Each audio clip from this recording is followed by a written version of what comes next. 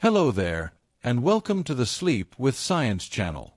Tonight, I want you to let your body sink a little deeper into wherever you are resting, because the story we are about to drift through together is one that NASA has never fully explained, one that historians still argue about in hushed voices, and one that, the more you learn, the stranger it becomes. Between 1969 and 1972, 12 human beings walked upon the dust of another world. 12. And then, almost as quickly as it began, it stopped. No fanfare. No grand finale. Just silence, and a slow fading of a dream that once united an entire species in wonder. Ask yourself this, as your eyes grow heavy. If we could do it in 1969, with computers less powerful than the device you may be holding right now, why, more than half a century later, have we still not gone back? Why did the most ambitious achievement in human history simply stop? Some will tell you it was about money.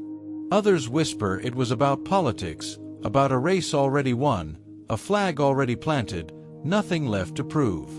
But beneath the official explanations, there are quieter questions. Questions about radiation, about strange data quietly buried, about budgets that mysteriously evaporated the moment certain discoveries were made. Tonight, we are not here to feed you conspiracy. We are here to slowly, gently, and honestly walk through the real history, the real science, and the real human decisions that sealed the moon away from us for over 50 years. So let your shoulders soften, let your breathing slow, and let your mind drift backward in time, to a world that once looked up and dared to reach. Let us begin where all great journeys begin, in darkness. Not the darkness of fear, but the deep, velvet darkness of space itself, where our story truly starts. Picture the year 1957. A small metal sphere, no larger than a beach ball, silently circles the Earth. It is called Sputnik. Its only sound is a faint, rhythmic beep, transmitted across radio waves, heard by stunned listeners in homes around the world. That simple sound was the spark of a fire that would consume an entire generation. America, caught off guard, felt for the first time in its modern history that it might be falling behind.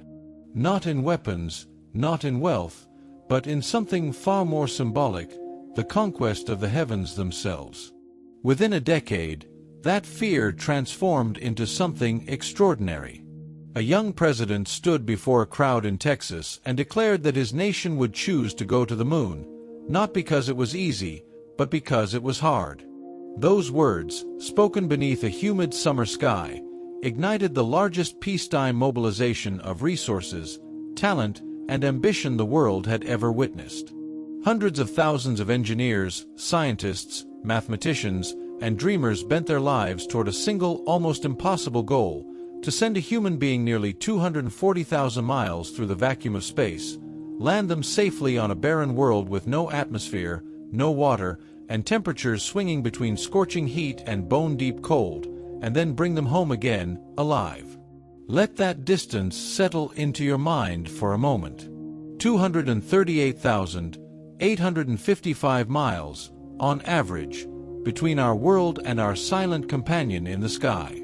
If you could drive there by car, traveling at highway speed without ever stopping, it would take you nearly 6 months of unbroken driving. And yet, on July 20th, 1969, a fragile machine made of aluminum so thin you could nearly puncture it with a pencil, carrying 2 men and barely enough oxygen, fuel, and faith to survive the journey, touched down gently upon the gray, ancient dust of the Sea of Tranquility. Neil Armstrong's boot pressed into soil that had not been disturbed in over 3 billion years. 3 billion years of silence, broken in a single, trembling footstep. 600 million people, nearly a fifth of all humanity alive at that moment, watched through flickering black and white screens, holding their breath together as one. For a few fragile, perfect hours, the entire world was united, not by fear, not by conflict, but by something rarer, awe. It felt, to those who lived through it, as though humanity had finally stepped through a door it could never close again. Surely, they believed, this was only the beginning.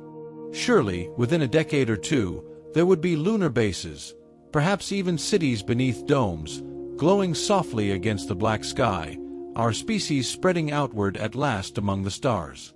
And then, Apollo 17 left the moon in December of 1972, and no human being has set foot there since. Behind that quiet, almost unremarkable ending lies a far deeper, more deliberate story than most people ever realize, one that begins not with the absence of will, but with the staggering, almost unbelievable cost of dreaming so large. Let your mind rest on a number for a moment, the way you might rest your gaze on a single, distant star. At its peak, the Apollo program consumed nearly 4% of the entire United States federal budget. 4% devoted not to defense, not to healthcare, not to roads or schools, but to the singular pursuit of reaching another world. In today's value, the program cost well over $250 billion. To put that in perspective, imagine an entire nation, for almost a decade, quietly setting aside enough wealth to build hundreds of hospitals, thousands of schools, in order instead to build rockets tall enough to pierce the edge of the atmosphere, fragile capsules capable of surviving temperatures hotter than the surface of the sun during re-entry, and spacesuits engineered with such precision that a single torn seam could mean death within seconds. This was not simply science. This was sacrifice, on a scale most of us can barely comprehend, even now, drifting here together in the quiet dark. And here is something worth letting settle slowly into your thoughts. The American public, and the American government, never truly fell in love with the moon itself. They fell in love with winning. The space race was never, at its core, about lunar geology or scientific curiosity. It was born from fear, the fear of a Cold War rival reaching the high ground of space before democracy could. Once Neil Armstrong's footprint was pressed into that ancient gray dust, once the American flag, stiffened with a wire frame because there was no wind to let it wave naturally, stood upright on alien soil, the war, in a sense, was already won. The enemy could no longer claim superiority among the stars. And so, almost immediately, attention back on Earth began to drift elsewhere, toward Vietnam, toward civil unrest, toward a public growing weary of distant spending while problems closer to home went unresolved. By the time Apollo 13 nearly ended in catastrophe, the nation watched not with renewed wonder, but with growing anxiety about risking lives for a goal many felt had already been accomplished. Picture, if you will, the engineers and scientists who built Apollo, men and women who dedicated their entire careers, their nights, their families' patience, toward a single sustained dream of expanding humanity's reach. To them, the moon was never a finish line. It was a beginning, a foothold, a stepping stone toward Mars, toward the asteroid belt, toward futures none of us have yet lived to see. But to the politicians controlling the purse strings, the moon had already served its purpose, the moment the flag was planted and the cameras had captured it for the world to see. Funding began quietly eroding even before Apollo 11 ever launched. Missions originally planned, Apollo 18, 19, and 20, were silently canceled, their Saturn V rockets, towering machines representing some of the most advanced engineering humanity has ever achieved, left to gather dust in museum yards, monuments not to ambition, but to ambition deliberately, quietly set aside. Let this rest with you for a moment, slow and heavy like a held breath finally released. 3 fully planned missions, canceled. Spacecraft that could have carried explorers deeper into lunar geology, that could have answered questions about the moon's mysterious origins, simply never flew. Some of the most capable rockets ever constructed by human hands now sit motionless, their engines silent forever, displayed only as relics for tourists to admire, rather than as vessels that once again pierced the black void of space. There is something achingly human about this story, isn't there? A species capable of reaching across nearly 250,000 miles of utter emptiness, capable of building machines so precise they could navigate using stars as their only guide, And yet, in the end, undone not by impossible physics, but by the much more familiar forces of politics, budgets, and a public's wandering attention. The moon did not become unreachable. It became, simply, inconvenient. Too expensive to continue justifying once the symbolic victory had already been claimed. And so the missions ended, not with failure, but with a kind of quiet abandonment, the rockets cooling on their pads, the trained astronauts reassigned, the immense infrastructure of Apollo slowly dismantled piece by piece, sold for scrap, or left to rust in the humid Florida air. But cost and politics, as significant as they were, do not tell the entire story. Beneath the surface of budget cuts and shifting priorities, there were other forces at work as well, quieter forces, environmental and biological, forces written not into government ledgers, but into the very bodies of the astronauts who dared to walk upon that ancient, radiation-soaked surface, and into the unforgiving physics of the space between worlds, forces that, even now, continue to shape every conversation about returning to the moon, even in our own time. Let your breathing settle, slow and even, as we drift now into the quiet, invisible dangers that surrounded those early explorers, dangers far less visible than budget charts and political speeches, but no less real. Beyond the gentle blue shield of Earth's atmosphere, beyond the protective embrace of our planet's magnetic field, space is not empty in the way we often imagine it. It is, in truth, a vast and silent ocean of radiation, an unrelenting storm of charged particles flowing endlessly from the sun and from distant ancient explosions deep within our galaxy. Here on Earth, tucked beneath layers of atmosphere and magnetism, we are cradled, protected, without ever realizing how fragile that protection truly is. But the moment a spacecraft leaves low Earth orbit, the moment it crosses beyond the Van Allen radiation belts, that shield begins to fall away. The Apollo astronauts, journeying toward the moon, passed directly through these belts, regions of intense radiation trapped by Earth's magnetic field, and then continued onward into the open radiation of deep space itself, protected by spacecraft walls thinner, in places, than the cover of a hardback book. Let that thought rest with you a moment. Aluminum, just a few millimeters thick, was often the only barrier between a human heartbeat and the raw, unfiltered radiation of the cosmos.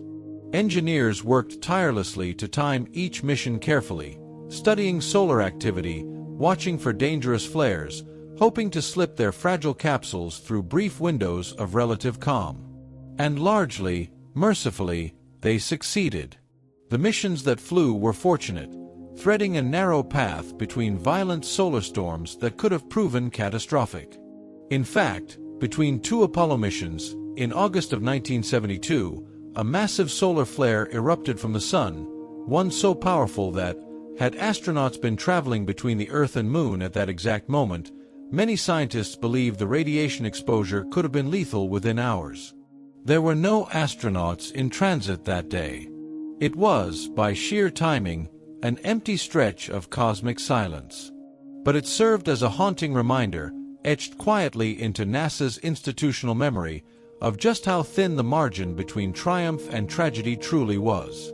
This single, unsettling realization began to weigh heavily on mission planners.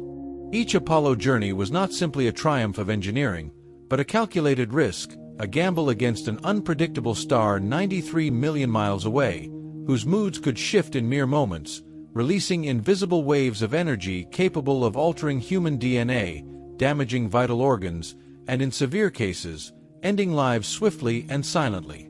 The astronauts themselves, trained to project calm confidence before television cameras, privately understood the stakes. Many later spoke, in quiet interviews decades afterward, of looking out at the deep black void surrounding their fragile capsule and feeling, for the first time, just how exposed, how utterly unprotected they truly were. And then, there was the dust. Soft-sounding, almost gentle in name, lunar regolith proved to be one of the most insidious dangers of the entire program. Unlike sand here on Earth, smoothed gently over millennia by wind and water, lunar dust has never been touched by either. It remains sharp, jagged, almost glass-like under a microscope, each grain a tiny, abrasive blade formed by billions of years of micrometeorite impacts crushing and wreck-rushing the surface without any erosion to soften its edges. This dust clung to spacesuits, slipped through seals, and was carried back inside the lunar module with every single moonwalk. Astronauts described its scent as something like spent gunpowder, sharp and metallic, lingering in the cramped cabin air. More troubling still, this dust began silently damaging equipment, clogging mechanical seals, scratching helmet visors, and irritating astronauts' eyes and lungs during the brief hours they removed their suits. Had longer-term lunar bases been established, as so many once dreamed, this same fine, razor-like dust would have posed a continuous, corrosive threat to both human health and delicate machinery, a problem engineers, even today, have not yet fully solved. So picture it now, drifting gently in your mind. A spacecraft no thicker than tin foil in places. A star, 93 million miles distant, capable of sudden, lethal fury. And a lunar surface coated in microscopic blades of ancient stone, waiting silently in the dark.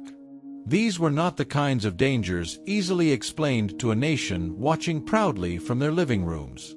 They were quiet truths, tucked away in classified briefings and internal memos, truths that mission planners carried heavily, even as cameras captured smiling astronauts waving triumphantly from gleaming white spacesuits. Behind every perfect photograph, behind every flawless broadcast, there existed an entire shadow narrative of risk, of fear, and of decisions made far from public view, decisions that would, in time, quietly, begin reshaping the very architecture of the space program itself, long before the public ever noticed the change taking place. Let yourself settle a little deeper now, as we drift gently into the rooms where these decisions were truly made, quiet rooms, far from the cameras, far from the cheering crowds, where engineers and budget directors sat together beneath fluorescent lights, weighing the value of human lives against the value of dollars, in conversations the world would not hear about for decades. Even before Apollo 11 ever left the launch pad, NASA's internal planners understood something the public did not yet grasp. The political will that had carried this program to such extraordinary heights was never infinite. It had a season, a window, a fragile span of time during which a frightened, competitive nation was willing to spend almost without limit. And that window, they knew, would not stay open forever. Consider the timeline for a moment, the way you might consider the slow arc of a falling star. President Kennedy delivered his famous challenge in 1961. By 1966, NASA's budget had already reached its absolute peak, consuming nearly 4.5% of all federal spending. But Kennedy himself did not live to see a single Apollo mission fly. He was gone by the end of 1963, and with him went much of the deeply personal, almost mythic urgency that had once driven the program forward. The presidents who followed inherited Apollo not as a personal dream, but as an expensive obligation, one increasingly difficult to justify as the decade wore on, as war in Southeast Asia drained both treasury and public patience, as cities back home struggled with poverty, unrest, and a growing sense that perhaps too much attention had been pointed toward the heavens, while too little remained for the ground beneath everyone's feet. By 1969, the very same month that Neil Armstrong took his historic first step, surveys conducted across the nation revealed something quietly devastating to those who dreamed of a permanent future among the stars. Despite the overwhelming celebration, despite the parades and the headlines and the sense of global unity, a majority of Americans, when asked directly, did not believe the Apollo program was worth its staggering cost. The triumph, it seemed, was emotional, fleeting, almost cinematic in nature, a powerful moment of national pride, but not, in the minds of most citizens, sufficient justification for continuing to pour such immense resources into further lunar journeys. The astronauts were heroes. The achievement was historic. But the appetite for repetition, for sustained investment, was already quietly fading, even as the confetti from the ticker tape parades still drifted through the streets of New York City. This is the quiet, often overlooked truth behind so many of humanity's greatest achievements. The spark that ignites them is rarely the same fuel that can sustain them. Fear, competition, the burning desire to prove superiority over a rival, these forces can move mountains, can build rockets capable of escaping Earth's gravity entirely, can place footprints upon worlds nearly 250,000 miles away. But once the rival has been outpaced, once the symbolic victory has been secured and broadcast to the entire watching world, that same fuel begins to dissipate, like vapor trailing behind a rocket already vanished beyond the clouds. What remains, in the absence of fear, must be replaced by something far more difficult to manufacture and sustain: genuine, long-term curiosity, a public and political commitment to exploration for its own sake, rather than for the sake of victory over an adversary. NASA's leadership understood this shift was coming. Internal documents from the period, now declassified and studied by historians, reveal officials quietly debating how to preserve momentum, how to convince a tired and distracted public that lunar exploration still mattered, even after the race had clearly been won. Some proposed grand visions, permanent lunar bases, ambitious missions toward Mars, entire orbiting space stations serving as stepping stones toward a true interplanetary future. But each of these visions required something the political climate of the early 1970s simply could not provide: sustained, long-term funding, untethered from the urgency of competition. Without a rival nation visibly racing toward the same goal, the argument for continued spending grew weaker with each passing month, each passing budget cycle, until finally, the remaining Apollo missions were quietly stripped away, not through any single dramatic announcement, but through a slow, steady erosion of support that left only the faintest trace of what might have been. 3 more landings, Apollo 18, 19, and 20, dissolved quietly into budget line items, into hardware repurposed for other programs, into hardware that would never leave the ground at all. The Saturn V rockets already built, already paid for, already standing as monuments to what a nation could achieve when it chose to achieve it, found themselves relegated to museum lawns, their engines silent, their fuel tanks empty, their once explosive potential reduced to something for tourists to photograph beside on quiet afternoons. There is a particular kind of grief in this, a grief that has no name in most languages, the grief of unused capability, of doors built and then quietly closed before anyone walked through them. Consider what those final 3 missions might have shown us. Apollo 18 was slated for a site near the crater Copernicus, a place where ancient lunar geology lay exposed in ways that could have rewritten our understanding of the Moon's volcanic history. Apollo 19 would have ventured to the Hadley-Rill region's more distant cousin, to Hyginus Rill, a sinuous valley believed to be a collapsed lava tube, a feature that still, even now, fascinates planetary scientists studying how molten rock once moved beneath the surface of a world we call dead, but which was, billions of years ago, anything but. Apollo 20 was to explore the crater Tycho itself, the very source of that bright ray system visible from Earth with nothing more than a clear night and patient eyes, a crater so young in geological terms, only about 100 million years old, that its rays still blaze across the lunar highlands like scars that have not yet learned to fade. These were not arbitrary destinations. Each one had been selected by geologists, by scientists who understood that the Moon was not simply a stage for human achievement but a frozen archive, a place where the early violence of the solar system had been preserved without the erosion, the tectonic recycling, the relentless biological churn that erases such evidence here on Earth.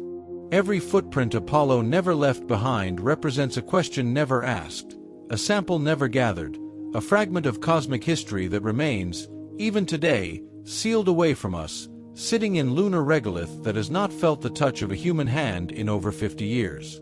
And yet, there is something worth pausing on here, something that asks us to resist the temptation toward simple tragedy. The decision to step back from the Moon was not merely the result of waning political will. It was also, in its own strange way, a kind of honesty. The truth is that sustaining a presence beyond Earth, a true presence, not a flag and a footprint but an enduring human foothold on another world, requires more than national pride can provide. It requires infrastructure. It requires economies built around resource extraction, around manufacturing, around survival systems that do not depend on a single nation's taxpayers footing an enormous bill for a destination that, however majestic, offers no immediate return beyond inspiration and knowledge. Inspiration and knowledge are not nothing. They are, in fact, profound. But they have never been enough, in the long run, to sustain the kind of infrastructure required for permanent settlement, not without something more, some deeper economic or strategic gravity pulling resources in that direction year after year, decade after decade. The Apollo program had that gravity for a brief, luminous moment, a gravity created entirely by fear, by the anxiety of a Cold War superpower watching another superpower reach toward the heavens first. Once that fear dissolved, once the Soviet lunar ambitions quietly faded after their own catastrophic N-1 rocket failures, the gravitational pull that had sent 24 human beings toward the moon simply ceased to exist. This is perhaps the most sobering truth embedded in the story of Apollo's ending. We did not leave the moon because we lost interest in exploration. We left because exploration, real exploration, the kind that plants permanent roots rather than brief, triumphant flags, has never in human history been driven by curiosity alone. It has always required some additional engine, trade routes, conquest, resource scarcity, ideological competition, something with enough mass to bend the trajectory of entire economies toward the horizon. The stars do not care how much we long for them. They do not lower their distances simply because our hearts ache to close the gap. And so, in the absence of that engine, the missions ended, the budgets shrank, and the astronauts who remained in the core found themselves training for a destination they would, in most cases, never reach. But silence, as any astronomer will tell you, is not the same as absence. The instruments left behind on the lunar surface, the seismometers, the laser-reflecting arrays still used today by observatories on Earth to measure the moon's slow drift outward, continued speaking long after the astronauts themselves fell silent. Continued speaking long after the astronauts themselves fell silent, long after the television cameras had been packed away, long after the public's attention had drifted toward newer, more immediate concerns, a war in Southeast Asia, an economy beginning to falter, the slow unraveling of a presidency that would soon consume the nation's psychic energy in ways the moon never could. The retroreflectors, small arrays of corner cube prisms left at the Apollo 11, 14, and 15 landing sites, along with 2 Soviet Lunar rovers, still sit there now, silent and patient, catching laser pulses fired from observatories in New Mexico, in France, in Texas, each pulse traveling across the 250,000-mile gulf, bouncing back, returning home carrying with it a single precious fact: the exact distance between 2 worlds at that exact moment. Scientists have used this data for half a century to measure something almost too strange to comprehend. The moon is moving away from us, drifting outward at a rate of roughly 3.8 centimeters each year, the same pace, astronomers like to note, at which a human fingernail grows. There is something quietly devastating about that comparison, something that asks us to sit with the scale of cosmic time in a way our minds were never built to hold. A fingernail's growth is imperceptible day to day, and yet, given enough years, it transforms entirely. The moon, too, is transforming, not through any dramatic event, no collision, no sudden departure, but through the patient, mathematical consequence of tidal forces, the gravitational tug-of-war between Earth and Moon that is slowly stealing angular momentum from our planet's rotation and gifting it to the Moon's orbit. In 4.5 billion years since its formation, likely the result of a Mars-sized body colliding with the early Earth, a catastrophe astronomers now call the giant impact hypothesis, the Moon has already retreated from a distance many times closer than it sits today. And it will continue retreating, century after century, long after every human being now alive has returned to dust, long after the instruments we left behind have stopped reflecting anything at all, their mirrors finally clouded by the slow accumulation of micrometeorite dust that the airless lunar surface cannot wash away. This, too, is part of the real reason we never returned. Not merely budgets, not merely politics, but the unsettling realization, dawning slowly across the scientific community throughout the 1970s, that the moon was not going anywhere in any way that mattered to human timescales, and yet was, in another sense, eternally leaving us, drifting further with each passing year in increments too small to notice but too persistent to deny. There was no urgency in this kind of departure, no Cold War deadline forcing immediate action, only the long, patient unspooling of celestial mechanics, the kind of process that makes human ambition feel, for a moment, almost comically small. And perhaps this is why the public's attention wandered so completely once the initial triumph faded. The moon offered no immediate crisis to respond to, no enemy flag planted defiantly on its surface, only the quiet hum of seismometers recording moonquakes, gentle tremors caused by tidal stress, by the slow contraction of the lunar interior as it continues cooling from its molten origins. These moonquakes, unlike their terrestrial counterparts, can last for remarkably long periods, sometimes ringing for over 10 minutes, because the moon's interior, dry, rigid, and largely free of the water that dampens seismic waves on Earth, allows vibrations to travel with an eerie, prolonged clarity, as though the moon itself were a great stone bell struck once and left to hum quietly into the vacuum of space. It is tempting, lying here in the stillness of this thought, to imagine those vibrations as something closer to memory than geology, as though the moon were quietly processing what happened upon its surface during those brief years between 1969 and 1972, the footprints, the flags, the equipment left scattered across Tranquility Base and the Ocean of Storms and the Descartes Highlands, all of it sitting exactly where it was left, undisturbed by wind because there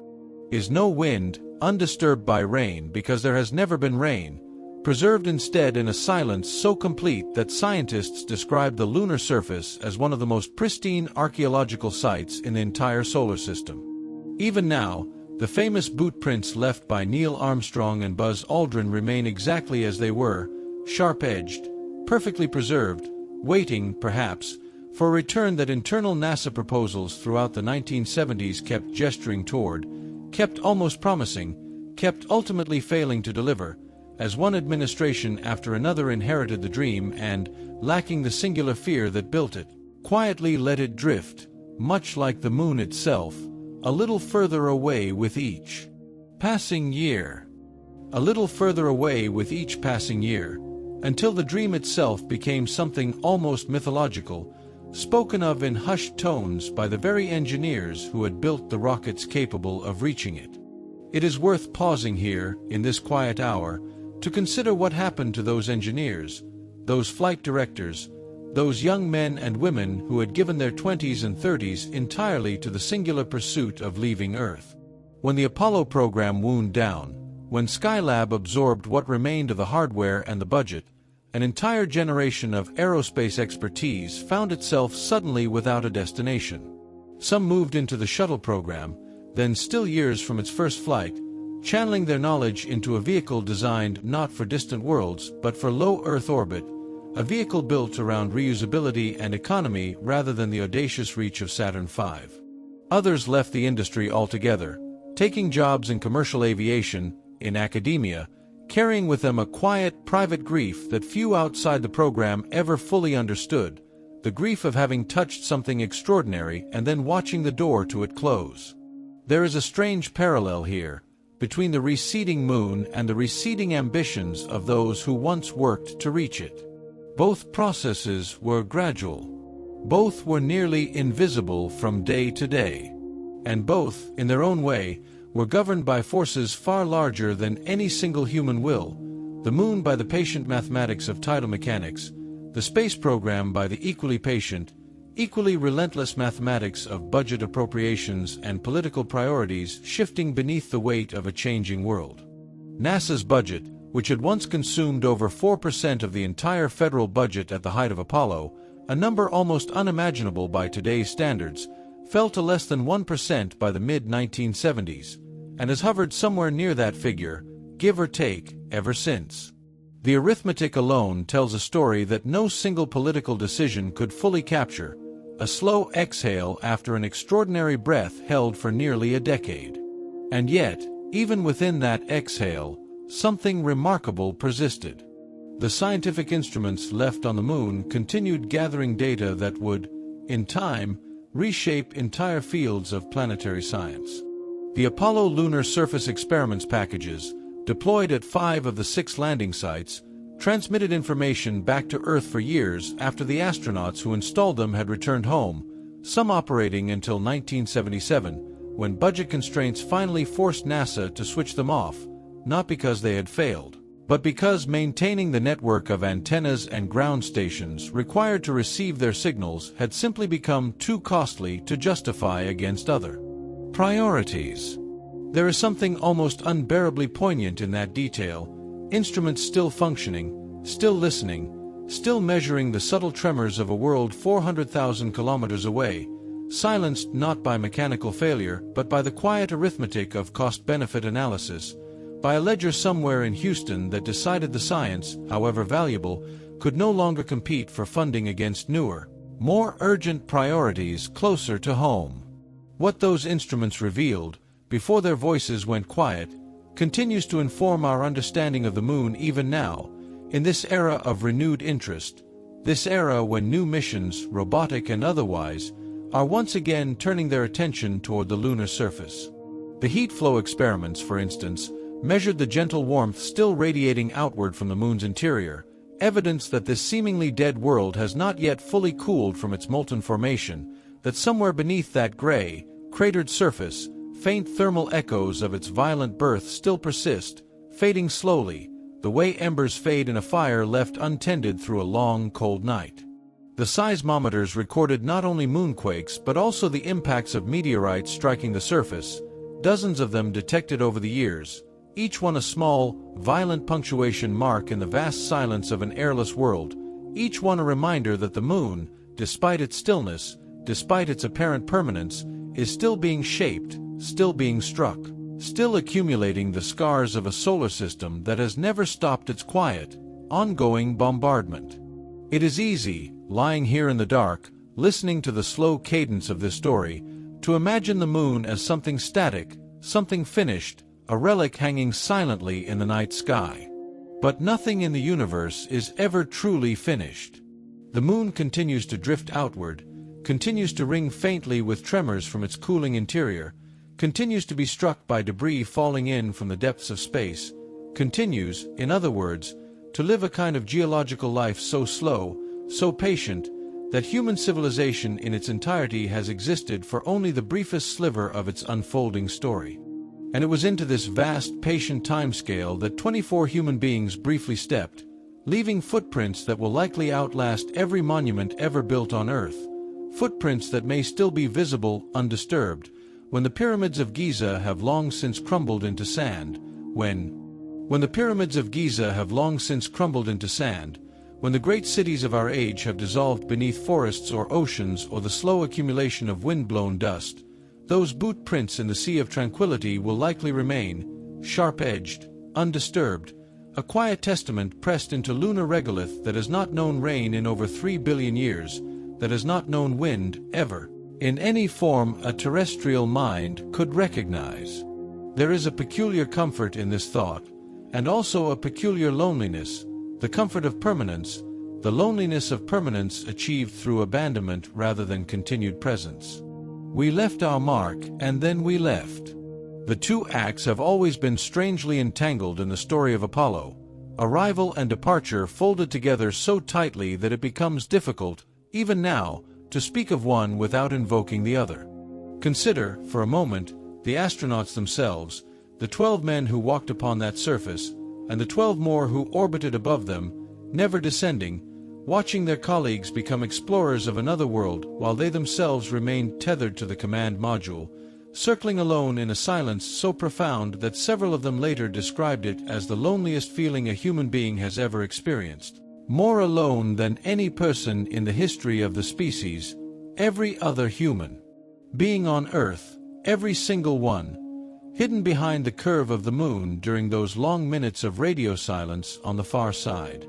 Michael Collins, who orbited alone while Armstrong and Aldrin walked below, would later write about this solitude not with despair, but with something closer to reverence, a recognition that he had been given access to a kind of isolation no poet, no philosopher, no monk in any tradition of contemplative silence had ever been able to access. A solitude measured not in miles from other people, but in the literal blocking of all radio contact, all light from Earth, all sense of home, for the duration of each orbit's far side. This solitude, this strange privilege of total separation, offers something worth sitting with here, in the quiet of this telling. We often imagine space exploration as an outward journey, a reaching toward something beyond ourselves, toward distant rocks and craters and the cold mathematics of orbital mechanics.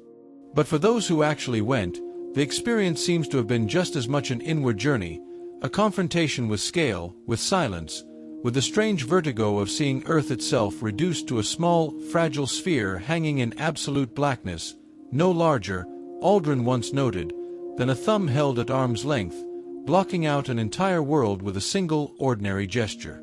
This image, the overview effect, as it would later come to be called by researchers studying the psychological impact of spaceflight, seems to have changed something fundamental in nearly every astronaut who experienced it, a shift in perspective that several described as more profound than any religious or philosophical revelation they had encountered on Earth. And yet, this very revelation, this profound shift in consciousness that space travel seemed to produce, proved almost impossible to translate into the kind of sustained political will required to fund further missions.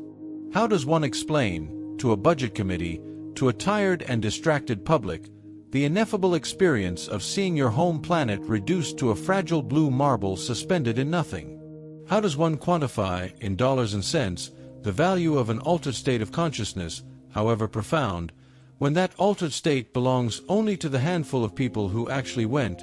who actually felt the particular vertigo of being farther from home than any human being in history had ever traveled? The rest of us, watching grainy black and white footage on television sets in living rooms across the country, could only glimpse secondhand what the astronauts themselves experienced directly, and secondhand wonder, however genuine, has never proven sufficient to sustain a multi-billion-dollar program once the initial astonishment fades. This gap, between the transformative power of direct experience and the comparatively muted power of mediated experience, may be one of the quieter, less examined reasons we never returned. The astronauts came back changed, several of them in ways that reshaped the entire remainder of their lives. Edgar Mitchell founding an institute devoted to studying consciousness itself after his own epiphany during the return flight of Apollo 14, Alan Bean abandoning his career entirely to become a painter, attempting for the rest of his life to capture in oil and canvas something of what he had witnessed, something words alone could never fully convey. But the public, watching from 250,000 miles away, experienced something fundamentally different, something more distant, more abstract, an achievement to be proud of rather than a transformation to be lived. And perhaps it is this asymmetry, between the few who touched the infinite directly and the many who could only watch it flicker across a screen, that explains, more than any single budget cut or political shift, why the appetite for return faded as quickly as it did, why the most profound human experience of the 20th century proved, in the end, so strangely difficult to sustain. Consider, for a moment, what it actually means to manufacture an experience that no medium can carry intact. The television cameras that rode along on those missions were marvels of their era, yet they were built under the brutal constraints of weight and bandwidth, of signals that had to cross the same 250,000 miles as the spacecraft itself, degrading, narrowing, flattening 3 dimensions of lived reality into a grainy rectangle of light. The astronauts saw the Earth suspended against a blackness so absolute it seemed to swallow sound itself. Viewers at home saw a blue marble rendered in the limited palette of 1960s broadcast technology, a marble that could just as easily have been a special effect, a planetarium projection, a trick of editing. The eye believes what the body confirms, and the body of the viewer remained anchored to a couch, to gravity, to the ordinary weight of an ordinary evening. No broadcast signal, however clear, could transmit the absence of weight, the silence that is not merely quiet but the total absence of atmosphere to carry sound at all, The particular vertigo of looking down and seeing no down, no up, no horizon to organize the senses into the comfortable architecture of earthly perception. This is not a failure of 1960s technology so much as a structural limit that may be permanent. Even now, with high-definition cameras and virtual reality headsets that promise something closer to presence, there remains a category difference between simulation and consequence. The astronaut who stepped onto the lunar surface carried with him the full knowledge that this was not a controlled experience, that there was no safety net, that the same vacuum which made the silence so complete would kill him within minutes if his suit failed, that every breath was manufactured and finite and counted. That knowledge, the felt reality of stakes, of mortality made suddenly and exquisitely present, cannot be replicated by any screen, because the screen by its very design protects the viewer from precisely that vulnerability. We watch danger from inside safety, and this is the entire mechanism by which mediated experience differs from lived experience. The nervous system simply does not fire the same way. There is a concept in psychology sometimes called the overview effect, coined years after the missions ended by a writer named Frank White, who interviewed astronaut after astronaut and found a recurring pattern in their testimonies, a shift in perspective that came specifically from seeing the Earth whole, suspended, fragile, borderless, a single object floating in a hostile dark. Edgar Mitchell described it as an explosion of awareness, a sense of interconnectedness so overwhelming it dissolved, at least temporarily, the felt boundary between self and cosmos. This was not metaphor to him. He spoke of it as a literal perceptual event, as real and as physically located as the capsule he was sitting in, and he spent the following decades of his life trying to understand it scientifically, founding the Institute of Noetic Sciences in 1973 specifically to study consciousness with the same rigor that had once been applied to spacecraft engineering. He had gone to the moon as a physicist and a test pilot, trained in the most rigorous empirical traditions NASA could offer, and he returned suspecting that there were dimensions of human experience that empirical tradition had not yet found the instruments to measure. Alan Bean's transformation took a different shape but arose from the same root. He had been a Navy test pilot, a man selected and trained precisely for his steadiness, his resistance to exactly the kind of overwhelming subjective experience that might compromise a mission. And yet, after Apollo 12, he found that the ordinary concerns of an aviator's career, the promotions, the technical achievements, the next assignment, had lost their gravity entirely. He retired from NASA, picked up a paintbrush he had barely touched before, and devoted the remaining 30 years of his life to one singular obsessive task, recreating in pigment what his eyes alone had witnessed.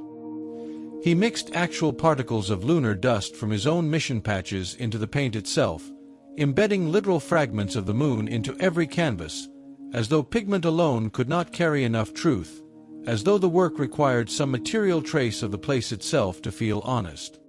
He painted astronauts suspended in golden light against impossible black skies, footprints pressed into silver soil, the lunar module gleaming like some delicate insect that had wandered impossibly far from its garden.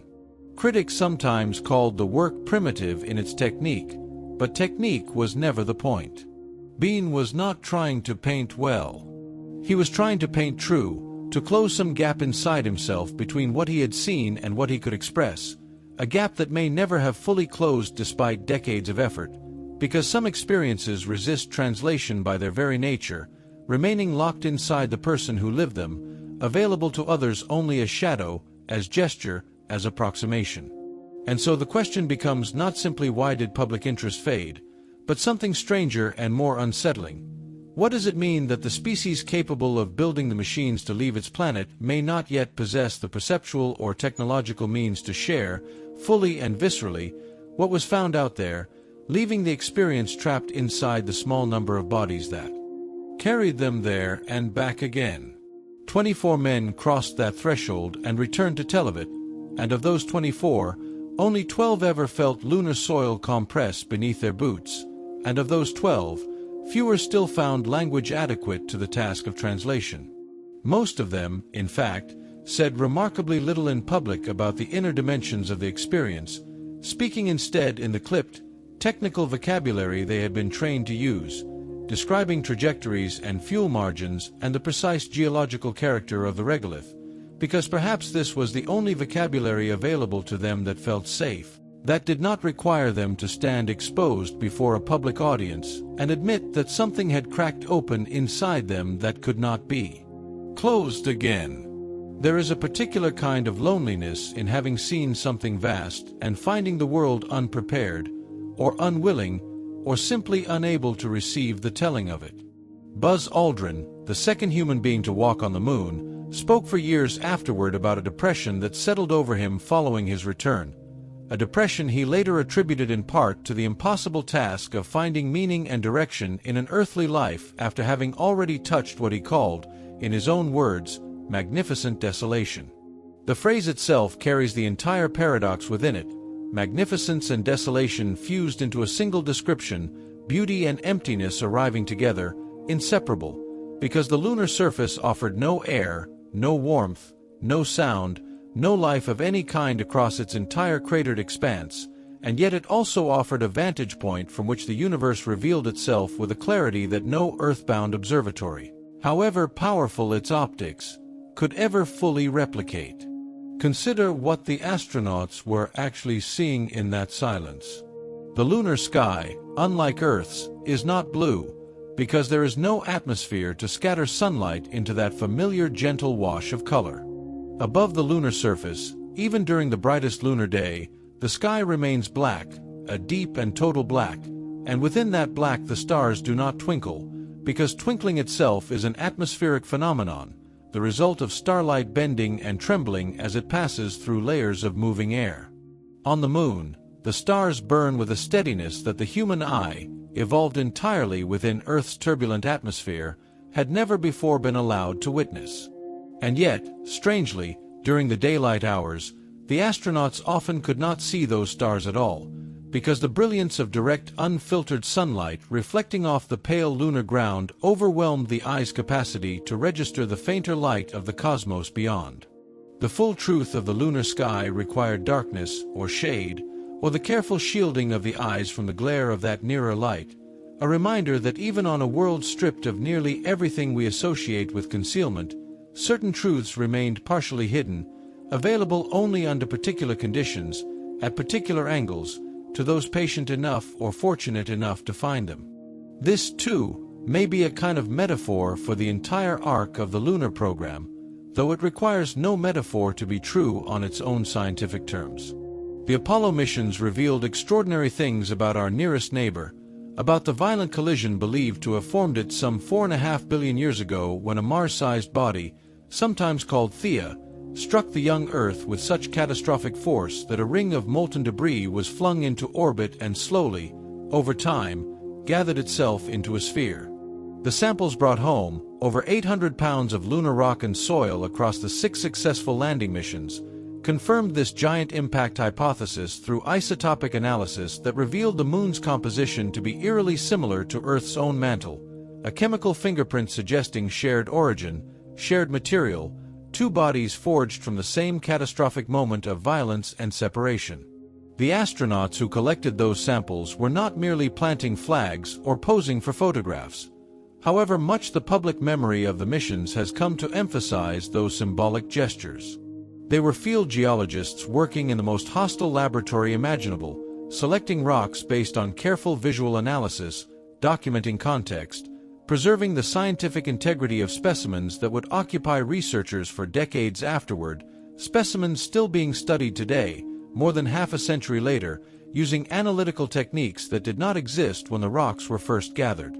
And yet, for all of this accumulated scientific richness, for all the genuine answers the missions provided about the formation of our solar system, the early bombardment history of the inner planets, the absence of a global magnetic field, and what that absence implies about a small world's molten core cooling and solidifying over geological time, the cultural memory of Apollo settled not around data but around image, around the flag, around the famous photograph of a single footprint pressed into gray dust. An image that has endured for half a century specifically because it requires no scientific literacy to understand, only a basic human capacity for awe. But awe, it turns out, has a half-life of its own, decaying slowly but steadily once the immediate astonishment fades, once the human mind, endlessly adaptable, begins to treat even the impossible as merely ordinary, as merely background, as simply how things now stood. There is a particular cruelty embedded in the architecture of human attention, a cruelty no civilization has ever fully escaped, which is that novelty commands the mind far more powerfully than significance does. The first lunar landing, in July of 1969, drew an estimated audience of perhaps 600 million people scattered across the globe, an almost unimaginable fraction of the entire human population at that moment, all of them turning toward their televisions in something approaching unified attention, a planet briefly synchronized around a single unfolding event. But by the time of Apollo 13, less than a year later, the networks had grown so confident in the routine nature of lunar travel that they nearly declined to carry live coverage of the mission at all, a decision reversed only when an oxygen tank ruptured 200,000 miles from Earth and routine became catastrophe. When the quiet hum of competence the missions had cultivated suddenly cracked open into mortal danger, and the world, almost ashamed of how quickly it had grown bored, turned its attention back with a fervor that bordered on guilt. It is a strange and telling pattern in the human psyche that we often require the threat of loss to remember the value of what we already possess, that wonder dulled by repetition can sometimes only be reawakened by the prospect of its ending. By Apollo 17, in December of 1972, the final mission of the program, the television audiences had thinned considerably. The front pages had moved on to other concerns. The nation's attention had scattered across a decade grown weary with war and protest and economic uncertainty, and the last men to walk on the moon, Eugene Cernan and Harrison Schmitt, descended into the Taurus Littrow Valley with comparatively little fanfare, conducted their experiments, collected their samples, and prepared to leave a world that had only ever hosted 12 human visitors in its entire 4.5 billion year history, a world that has now stood empty of footsteps for more than half a century, the prints themselves preserved indefinitely in the airless vacuum, undisturbed by wind because there is no wind, untouched by rain because there has never been rain, a perfect record of human presence frozen exactly as it was left, waiting, perhaps, for an audience that has not yet decided to return.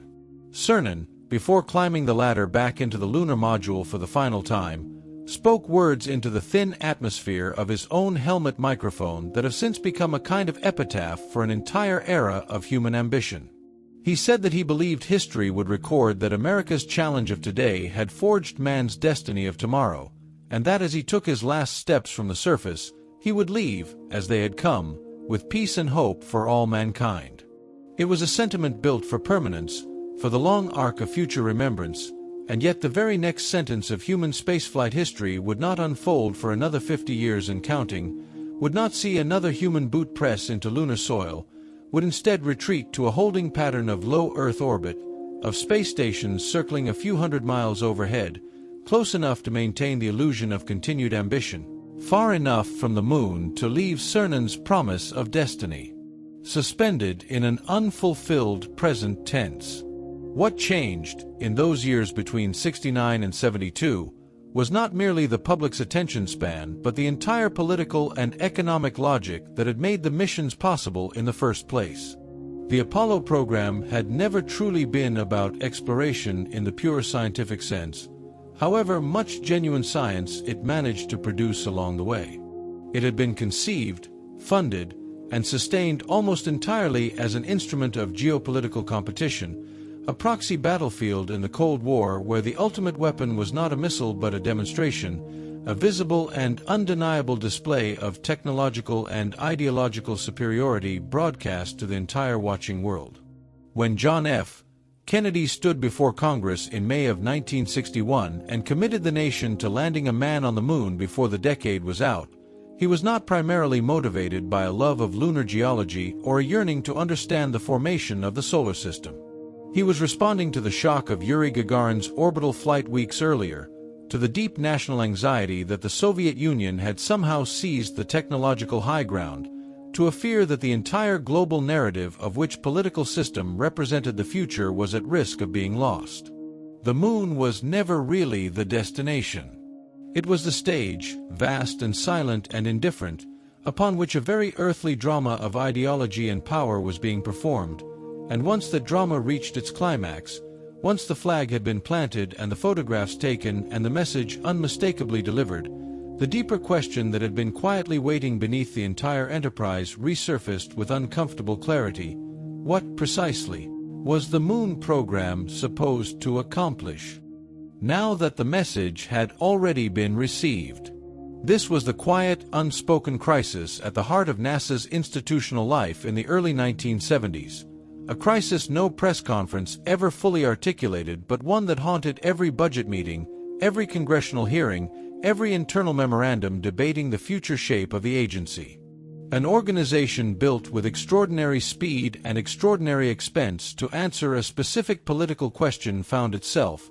having answered that question decisively, without a comparably urgent purpose to justify its continuation at the same scale. The Apollo program at its peak consumed something close to 4% of the entire federal budget, an allocation that would be almost unthinkable for a civilian space agency today, when NASA's share has hovered for decades around 0.5% or less. 4% of a nation's federal spending, devoted to a single sustained technological undertaking, is the kind of commitment that requires either war or something resembling war, a sense of existential stake sufficient to override the ordinary competing demands of education, infrastructure, healthcare, and defense. Once the Soviet Union's own lunar ambitions quietly collapsed, undone by the catastrophic failures of their N-1 rocket, which exploded on 4 separate test launches between 1969 and 1972 without ever successfully reaching orbit, the competitive urgency that had justified Apollo's extraordinary expense simply evaporated. There was no rival flag race left to win, and budgets, freed from existential pressure, behave according to far more ordinary and far less generous logic. It is worth sitting with the full weight of that N-1 failure for a moment, because it represents one of the great hidden hinges of 20th century history, a counterfactual so consequential that it is almost dizzying to consider. Had the Soviet rocket succeeded even once, had a cosmonaut's boot pressed into lunar dust even a few months before or after the American landings, the entire subsequent trajectory of the space race, and very possibly the entire subsequent trajectory of public investment in space exploration, might have unfolded along a radically different path. Competition sustains investment in ways that solitary achievement rarely can. A race left unfinished demands continued running. A race already won, decisively and unambiguously, in front of the entire watching world, offers little incentive for the victor to keep sprinting toward a finish line that has already been crossed. The Soviet Union's quiet abandonment of its own lunar program, never publicly announced as a defeat but simply allowed to fade into bureaucratic silence, removed the single external pressure that had made Apollo's staggering cost politically tolerable, and without that pressure, the program's fate was effectively sealed years before the final mission ever launched, the cancellations of Apollo 18, 19, and 20 announced as early as 1970, hardware already built and paid for, left to gather dust in storage or to be repurposed, quite literally, into the Skylab space station, itself constructed from a leftover Saturn rocket stage that had once been intended to carry astronauts toward a lunar surface those particular hardware components would now never touch. There is something almost unbearably poignant in that detail, the image of rockets engineered and built for lunar voyages, fully assembled, fully capable, sitting unused in Florida warehouses and museum displays, monuments to ambitions abandoned not because the technology had failed, but because the narrative the technology had been built to serve had reached its natural conclusion. Engineers who had spent the better part of a decade refining the impossibly precise calculations required to send human beings safely across 250,000 miles of vacuum and bring them home again found themselves, by the mid-1970s, reassigned to entirely different projects, the Space Shuttle program chief among them, a vehicle conceived not to venture outward toward new worlds but to shuttle, as its name suggested, between Earth's surface and Earth's immediate orbital neighborhood, a profound narrowing of ambition disguised through clever engineering and reusability as a kind of practical progress. The shuttle was, in its own way, an extraordinary achievement, the first reusable orbital spacecraft in human history, capable of launching like a rocket and landing like a glider, but it was also, undeniably, a retreat from the horizon Apollo had so briefly and gloriously touched. For the better part of the next 5 decades, human spaceflight would orbit close to home, circling at altitudes of a few hundred miles rather than crossing the vast true distance to another celestial body,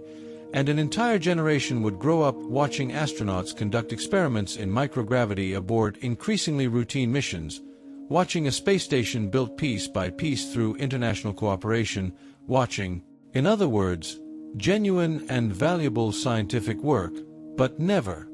again watching a human being step onto soil that had never known a footprint, never again hearing the particular hush of a broadcast voice describing a horizon curved sharply enough to reveal, with the naked eye, the undeniable smallness of an entire world, a blue marble suspended in a darkness so total it seemed to swallow even the concept of distance itself.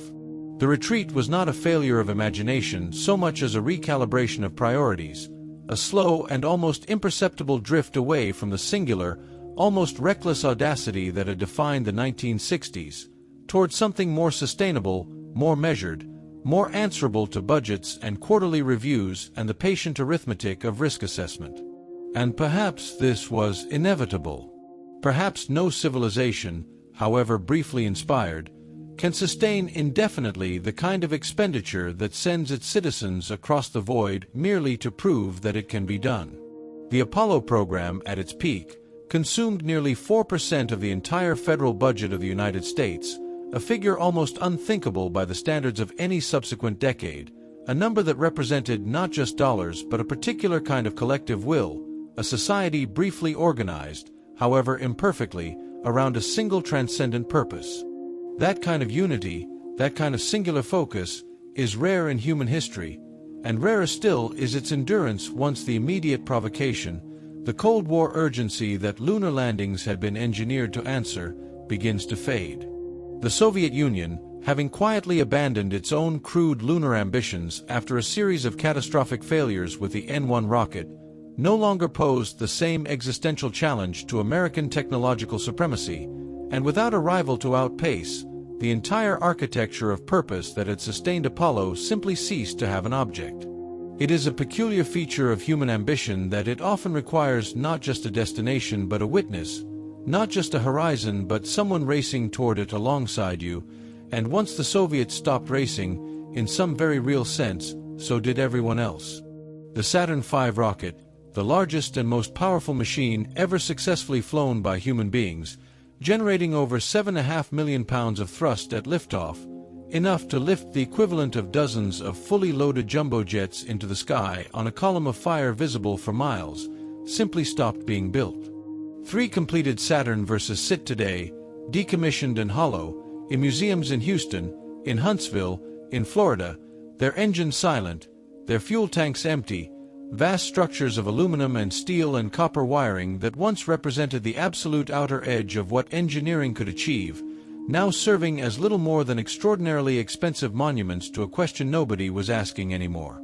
Children walk beneath their enormous shadows on school field trips, craning their necks upward at a machine taller than a 36-story building, and most of them, one suspects, do not fully grasp that this object once carried human beings to another world and back, that this exact category of machine, multiplied and refined, is no longer being made, that the particular alchemy of political will, technological capability, and cultural urgency that produced it may never align again in quite the same configuration. There is a kind of cosmic loneliness in that realization, the understanding that progress is not always a straight line extending ever outward, that civilizations can reach remarkable heights and then, for reasons more human than technological, simply choose not to continue climbing.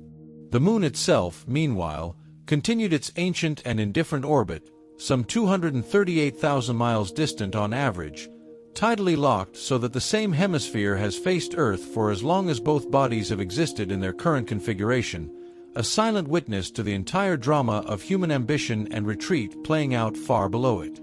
The footprints left by the 12 astronauts who walked its surface between 1969 and 1972 remain there still, undisturbed, because the moon has no atmosphere to generate wind, no weather to erode them, no biological processes to reclaim the ground, only the occasional and exceedingly rare impact of a micrometeorite to very slowly, over geological timescales measured in millions of years, smooth them into nothing. In a very real sense, those footprints are more permanent than almost anything human beings have built on Earth itself,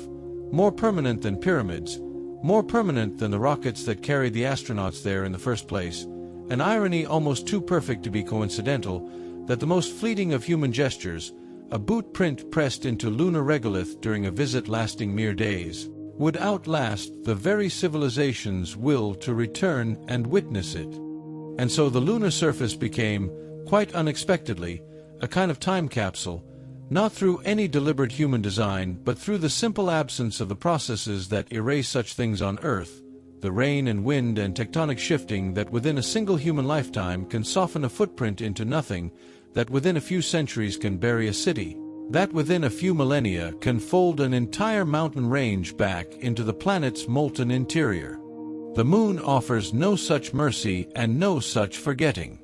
The lunar module descent stages, the discarded backpacks, the abandoned cameras too heavy to carry home, the golf ball Alan Shepard struck across the Fra Mauro Highlands, the small aluminum figure left by David Scott in memory of fallen astronauts and cosmonauts, all of it remains precisely where it was left, gathering only the faintest patina of cosmic dust, undisturbed by anything except the rare and violent intrusion of a meteorite striking at speeds beyond human imagining. There is something almost sacred in this stillness, a fidelity to the past that Earth, with its restless and ever-changing surface, can never offer. And perhaps this is part of what makes the absence so difficult to sit with, the knowledge that the evidence of humanity's furthest reach still waits there, intact, patient, while the civilization capable of returning to it slowly lost the thread of why it had gone in the first place.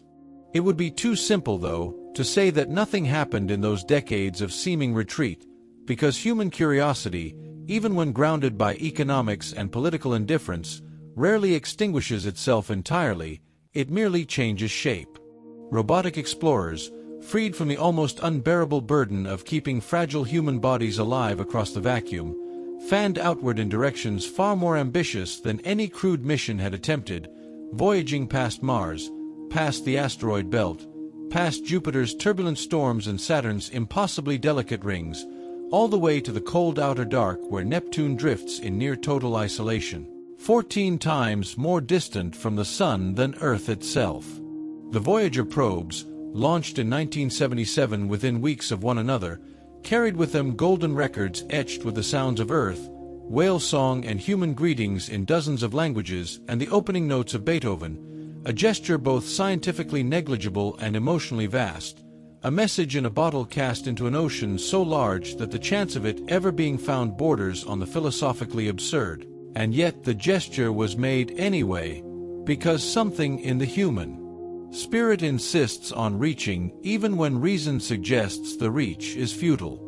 Both Voyagers have now crossed the heliopause, the boundary where the Sun's influence finally yields to interstellar space, and they continue, even now, decades after launch, to transmit faint signals back across billions of miles, their plutonium power sources slowly dimming, their messages arriving on Earth not in minutes but in the better part of a day, electromagnetic whispers from machines that have outlived the careers, in some cases the entire lives, of the engineers who built them.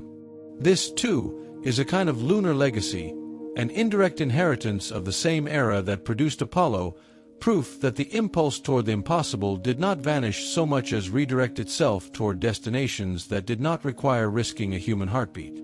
Mars, in particular, absorbed much of this redirected ambition, rover after rover descending through that thin and unforgiving atmosphere, Viking and Pathfinder and Spirit and Opportunity and Curiosity and Perseverance, each one slightly more sophisticated than the last. each one sending back images of a rust-colored landscape so geologically familiar and so utterly alien that it seemed to taunt the very idea of human absence, a planet patiently waiting, its ancient riverbeds and dry lake beds preserved in dust, evidence of liquid water that once flowed there billions of years ago, asking, in its silent and indifferent way, why the species capable of sending machines to study it in such intimate detail had not yet found the will to send itself. And perhaps that question, more than any single political decision or budgetary constraint, captures the deeper truth of those quiet decades, the truth that exploration, real exploration, the kind that risks bodies rather than circuitry, requires not just capability but a particular alignment of national resolve, cultural appetite, and existential urgency that proved far harder to sustain than anyone in 1969 could have imagined. The astronauts who had walked on the moon, meanwhile, returned to ordinary lives that no longer felt entirely ordinary, some struggling visibly with the psychological weight of having seen the Earth as a small blue sphere from 250,000 miles away and then having to resume mortgage payments and grocery runs and small talk at dinner parties. The cognitive dissonance of having touched the absolute edge of human achievement and then being asked, by the slow gravity of ordinary life, to simply come back down. Buzz Aldrin himself spoke openly, in later years, of the depression that settled over him in the months following his return, a condition he came to describe with startling candor, the peculiar grief of having achieved the singular pinnacle of human exploration at a relatively young age and then facing the long, uneventful remainder of a life that could never again offer anything quite so vast. There is a particular kind of sorrow embedded in that confession, a sorrow that says something not just about Aldrin himself but about the nature of transcendence more broadly, the way an encounter with something larger than the self can leave a person forever slightly unmoored from ordinary scale. Forever measuring the smallness of daily life against the memory of standing on another world and looking back at the only home humanity has ever known, a world reduced to the apparent size of a thumbnail held at arm's length, blue and white and impossibly fragile against the black velvet backdrop of absolute nothing. Michael Collins, who never walked on the lunar surface at all but instead orbited alone in the command module while Armstrong and Aldrin descended below him, experienced an isolation so complete that for the duration of each lunar farside pass,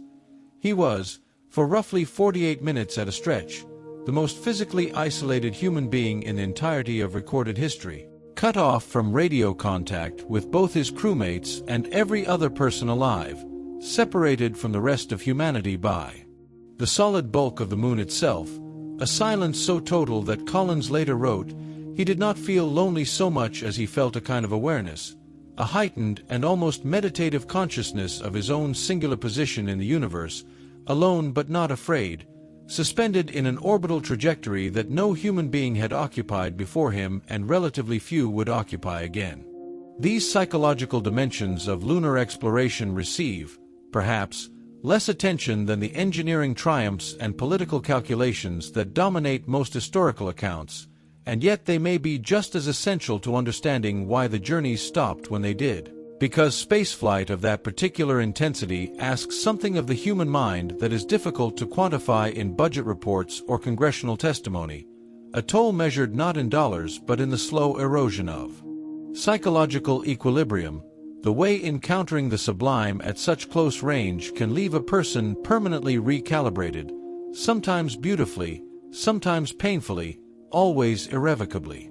NASA's own psychological screening processes evolved considerably in the decades following Apollo, partly in response to these very revelations, an acknowledgement that sending human beings into environments of such profound isolation and existential weight required preparation that extended far beyond physical fitness and technical competency, that the mind, too, needed to be readied for an encounter with scale that defies ordinary human reference points.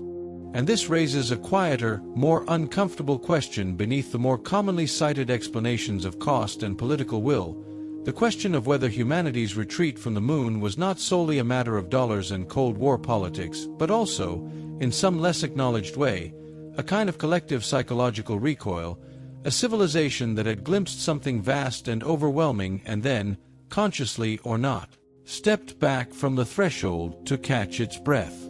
Carl Sagan, writing some years later in his meditation on the famous pale blue dot photograph, captured something of this overwhelming quality, describing the way that single image, taken by Voyager 1 from nearly 4 billion miles away at his own suggestion, reduced the entirety of human history, every war and triumph and heartbreak, every person who ever lived, to a single suspended speck of light caught in a sunbeam, a mote of dust against the cosmic dark.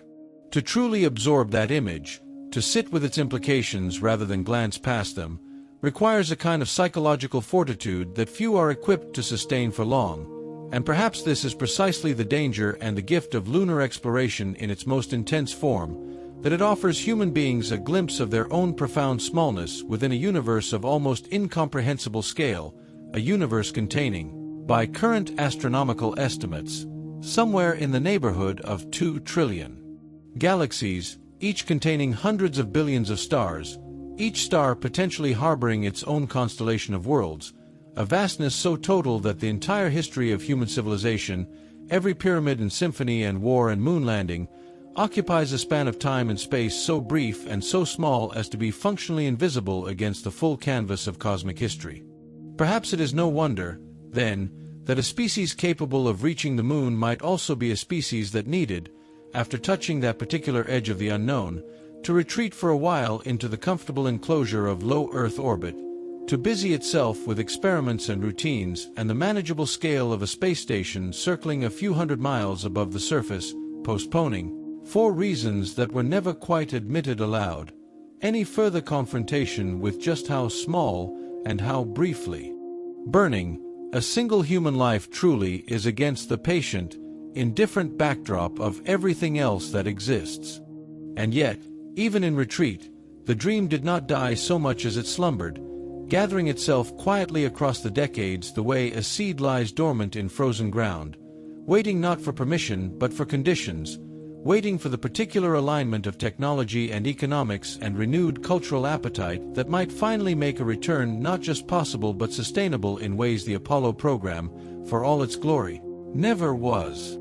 By the early 21st century, something had begun to shift, almost imperceptibly at first, the way geological change accumulates long before it becomes visible to anyone standing on the surface.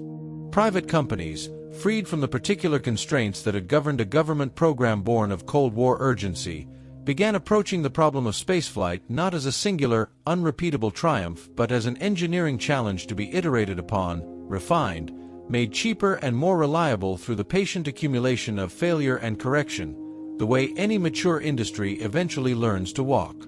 Reusable rockets, once dismissed by much of the aerospace establishment as a kind of beautiful impossibility, began landing themselves upright on ocean platforms with a precision that would have seemed like science fiction to the engineers of the Saturn V era, who had built rockets meant to be used exactly once and then discarded into the ocean, an extraordinary waste of machinery so complex that each launch consumed, by some estimates, the equivalent of building an entire naval destroyer only to sink it deliberately after a single voyage. The economics of spaceflight, which had remained stubbornly, almost punishingly expensive for the better part of half a century, began at last to bend downward, not dramatically, not overnight, but with a kind of slow and compounding momentum that eventually changes everything. And alongside this quiet economic transformation came a renewed scientific case for lunar return, one considerably more sophisticated than the territorial anxieties that had driven the original race. Data gathered by orbital missions in the decades following Apollo revealed something the original astronauts could not have known: the presence of water ice, vast quantities of it, hidden in permanently shadowed craters near the lunar poles, regions so deeply shielded from sunlight that temperatures there remain colder than almost anywhere else in the solar system. Cold enough that ice deposited by ancient comet impacts billions of years ago may have simply persisted, frozen and undisturbed, ever since. This discovery reframed the entire conversation about lunar value, transforming the moon from a barren trophy already claimed into something approaching a resource, a potential source of water that could be split through electrolysis into oxygen for breathing and hydrogen for rocket fuel, a celestial gas station and life support depot that might make the moon not an endpoint but a staging ground, a place from which to launch toward Mars and beyond without first having to haul every drop of water and fuel up out of Earth's deep gravitational well. Here, then, was a different kind of narrative, scientific institutions and certain incentive structures, but one constructed around a more durable and more practical foundation, sustainability rather than spectacle, infrastructure rather than ideology.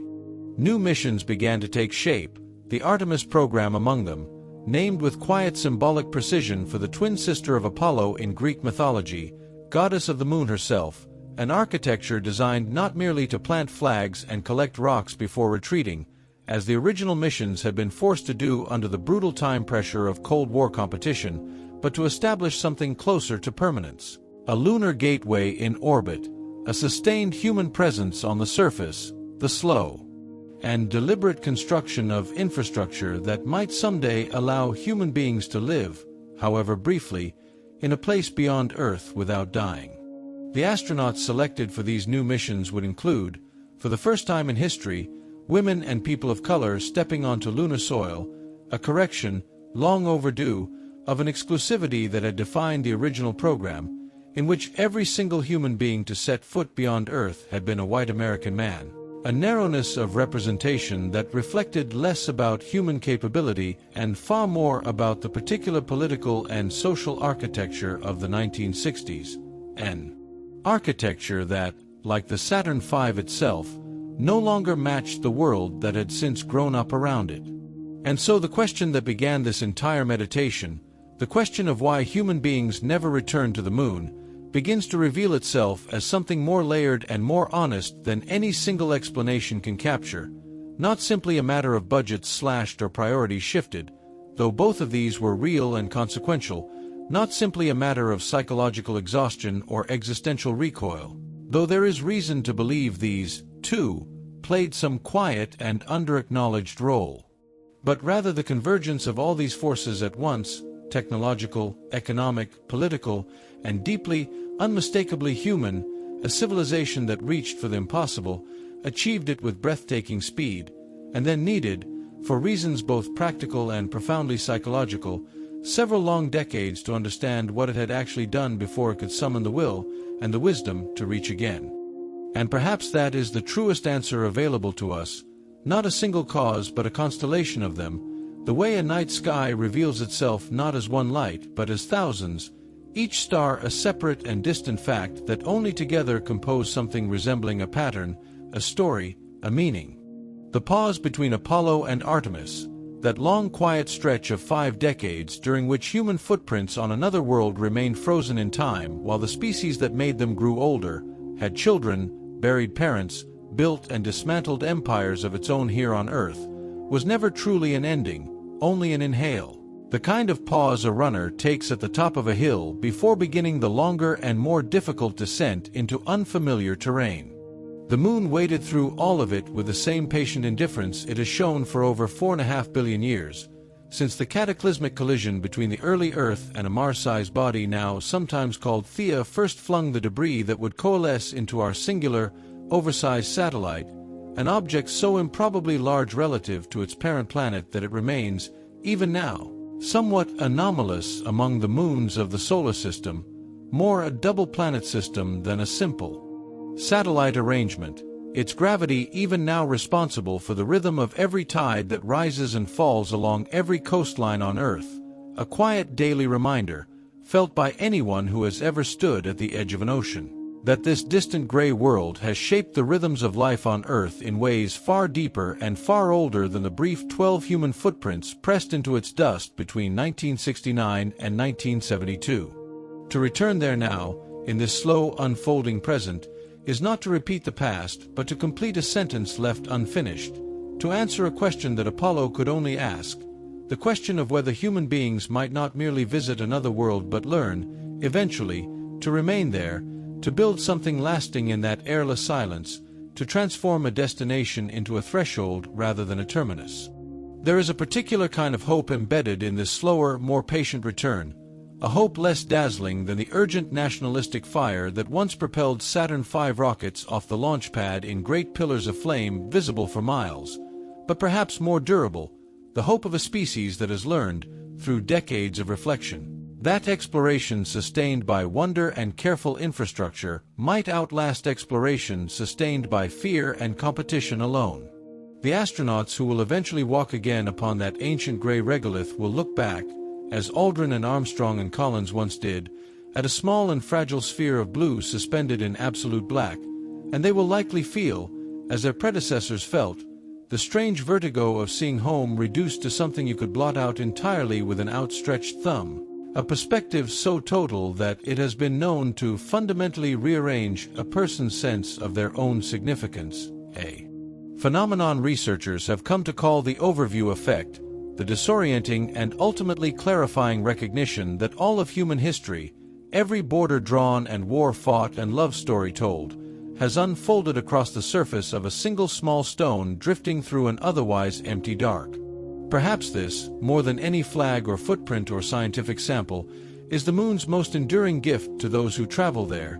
not what it offers about itself, its ancient craters and frozen polar ice and silent unchanging seas of long-cooled lava, but what it offers about Earth, the way distance has always been required to truly see the place we call home, the way it sometimes takes leaving entirely, crossing 250,000 miles of utter emptiness, to understand the almost unbearable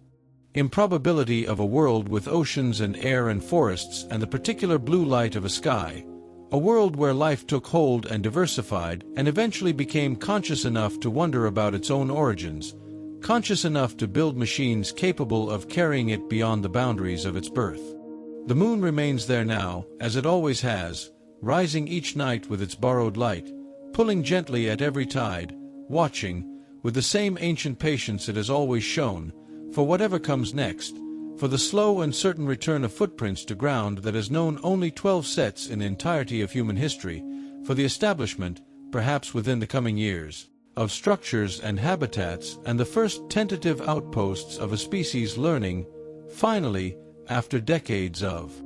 hesitation and reflection, that the horizon Apollo so briefly touched was never meant to be a single fleeting moment of glory, but rather the opening line of a much longer and still unfinished story, one written not in haste this time, but in patience, in partnership, and in the quiet, abiding hope of a species finally ready to stay.